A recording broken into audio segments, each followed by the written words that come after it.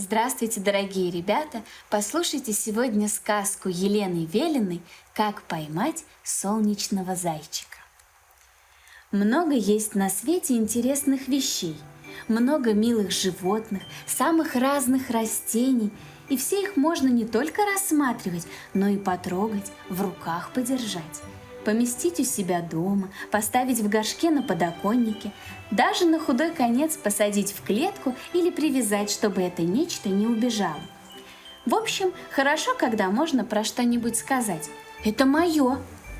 А вот солнечный зайчик – это какой-то совершенно неуловимый персонаж. Он словно маленький проказник, непонятно откуда прибегает и куда девается. Только захочешь его поймать, а схватить и не за что.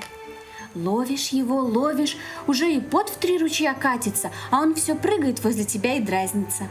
То ты его левой рукой прижмешь, а он как будто между пальцев просочится и опять скачет. То правой прихлопнешь, а зайчик вновь отпрыгнет в сторону. Однажды дети решили уж наверняка поймать. Взяли они большое цинковое ведро. Уж из ведра-то наверняка никуда не денется и не просочится. Да не тут-то было. Наш ловкач и оттуда сбежал. Наконец все устали и решили махнуть на него рукой. Прыгай себе на здоровье. Ловить мы тебя, такого неуловимого, не будем. И занялись каждый своим делом. Даня сидит, книжку читает, Василиса куклу одевает, а заяц наш все не унимается, все скачет и скачет. То в аквариуме с рыбками поплавает, то Даньке нос начнет щекотать, тот и расчихается, то старшему брату уроки делать мешает, по ресничкам прыгает, но на него упорно внимания никто не обращает. Расстроился зайчик, загрустил. Сел он на крышку чернильницы и задумался. Тут-то его и подкараулила тень. Это была большая и довольно мрачная особа. Кажется, от нее так и исходила сырость и темнота. Накрыла она собой зайчика, и тот в одно мгновенье будто растворился, исчез. Попался, наконец. Долго же я тебя ловила. Эй, выпусти! Ты чего? Ни ведром тебя не поймать, ни быстрыми ладошками. Только дразнишь всех, а я вот смогла тебя упрятать.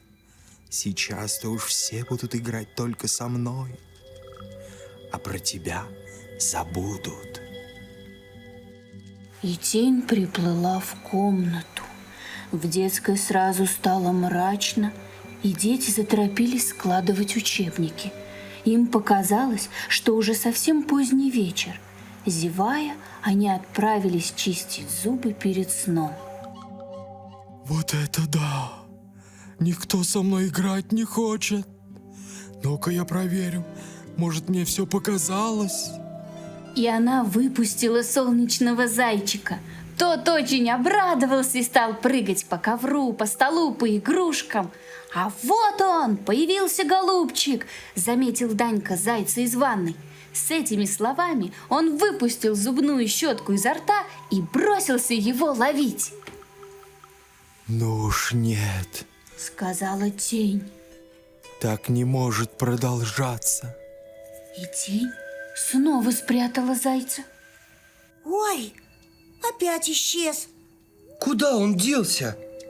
И комнату опять окутала своим темным одеялом тень. «Ребята!» — сказала мама. «Уже совсем темно, ну-ка быстро спать!» На другой день вышло солнышко и осветило все вокруг. Заглянула в детскую, пощекотала Василису, посветила Дане в лицо. От яркого света все в комнате проснулось. Какое солнышко! Солнышко, ну выпусти меня, тень. Ну, конечно, если я тебя выпущу, все начнут с тобой тут же играть, ловить тебя. А чего в тебе такого? Ты же от них сам убегаешь. Это называется догонялки. А со мной они почему-то в эти твои догонялки играть не хотят. Да откуда я знаю? Может, ты как-то не так играешь? Пусти, а? Нет уж, пока всех премудростей игры мне не расскажешь, никуда ты не пойдешь. Да никаких я премудростей не знаю. Играй, как играется. Чего тут еще сказать? Если ты ничего не скажешь, я тебя ото всех сама спрячу. Пусти, пусти! Но его никто не услышал. День между тем обещал быть жарким. После обеда все решили, что было бы здорово пойти искупаться. А недалеко от дома, через поле и рощицу, были озеро и самый настоящий песчаный пляж. Идем купаться! А зайчик с нами пойдет? А где он? Я его со вчерашнего дня не видел. Мама в это время собирала на кухне провизию. Прохладные соки и воду, которыми так здорово утолять жажду, и бутерброды. На пляже было просто замечательно, только очень жарко.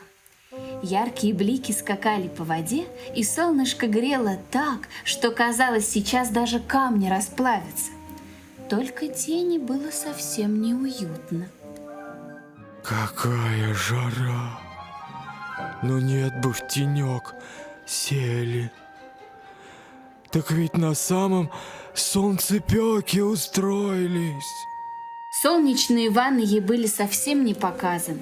В носу у нее что-то засвербило, и она неожиданно как чихнет. Тут же наш солнечный зайчик и вырвался на волю. Ну-ка, поймай меня теперь, если сумеешь. Заяц! Заяц! Хором закричали они и дружно бросились вдогонку. А тени ничего не оставалось, как юркнуть в единственное темное место поблизости – под дерево, в мамину сумку, где были бутерброды, сок и вода. И сколько солнечный зайчик сверху не прыгал, в сумку он залезть не мог. Тень сидела в сумке и ревниво оберегала напитки, чтобы те не нагрелись от солнца. Ну хоть это мне доверили. А Даня с Василисой все грелись на солнышке, беседовали и смеялись, пока не поняли, что им хочется пить.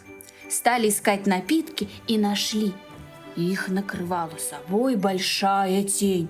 И когда все выпили прохладной воды, то сказали: Ой, как хорошо! Какая прохладненькая! Тенечка. Это они про меня так ласково. Значит, и я на что-то гожусь. И потом, наигравшись на солнце, все дружно побежали искать тень. Неужели они наконец-то бегут ко мне? И тень накрыла их своими большими прохладными крыльями. Ну вот, и со мной играют. Смотри, зайчик, как я могу. С тех пор солнечный зайчик и тень больше не ссорились. На этом наша сказка заканчивается, и мы с нетерпением будем ждать ваших комментариев, а также подписывайтесь на наш канал и ставьте лайки. Добрых снов!